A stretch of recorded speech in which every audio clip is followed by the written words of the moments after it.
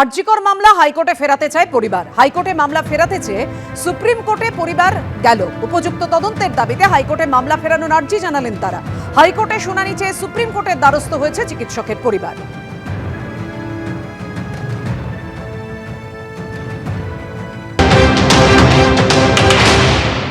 আমরা একটা দরখাস্ত করেছি যে আমরা ক্যালকাটা হাইকোর্টেই ম্যাটারটাকে ডিল করব এবং আমরা এখন চাইব যে এই কেসটা যে সাপ্লিমেন্টারি চার্জশিট দেবে বলে তুমি কমিটেড, অর্থাৎ CBI is committed to submit the supplementary chargesheet in is final report.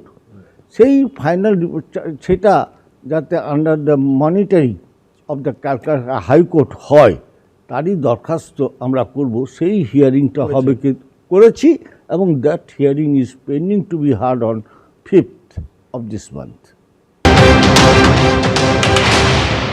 আপনারা কি সঞ্জয় রায়কে মুক্ত করে দিতে চান? তার শাস্তিটাকে ডায়ালুট করে দিতে চান? আপনারা এই নতুন তদন্ত একটা কাল্পনিক একটা বিষয়, বিরোধীরা যেগুলো বিভ্রান্তি ছড়াতে বলছে সেইগুলোকে আপনারা নিজেরা নিজেদের মুখে বসিয়ে বিরোধীদের রাজনৈতিক স্বার্থ চরিতার্থ করছেন কেন?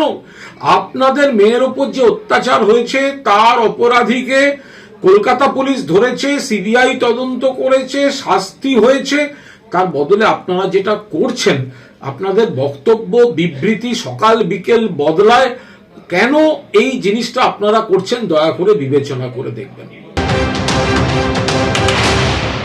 যার জন্য সারা ভারত নয় সারা বিশ্ব রাস্তায় নেমেছে, তো তার বাবা মা চাইবে না যে বিচার হোক, উপযুক্তভাবে বিচার হোক, দোষীদের শাস্তি হোক?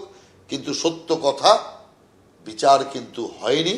উই ওয়ান্ট জাস্টিস যে ধ্বনি সারা বিশ্ব জুড়ে উঠেছিল, সেই ধ্বনি কিন্তু এখানে এসে স্তব্ধ হয়ে গেছে।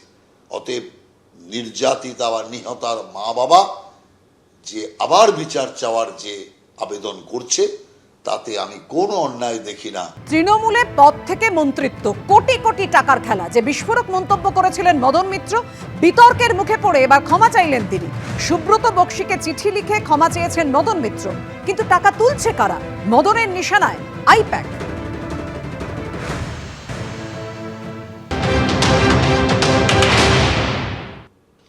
আমাদের পার্টিতে সব কিছু ছিল না।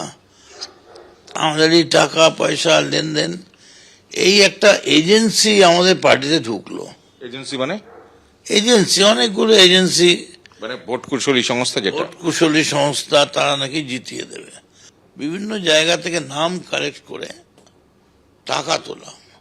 একটা জায়গায় 8টা নাম আছে, মানে এই ভোট কুশলী সংস্থা আইপ্যাক। একদম এরাই গোটাটা করেছে। এবং মমতা বন্দ্যোপাধ্যায়ের অজান্তে অনেক ইম্পর্টেন্ট ছেলে, নামি দামি ছেলে, তাদের কাছেও আমি শুনেছি তারা কেউ 25 লাখ, কেউ 50 লাখ দিয়েছে।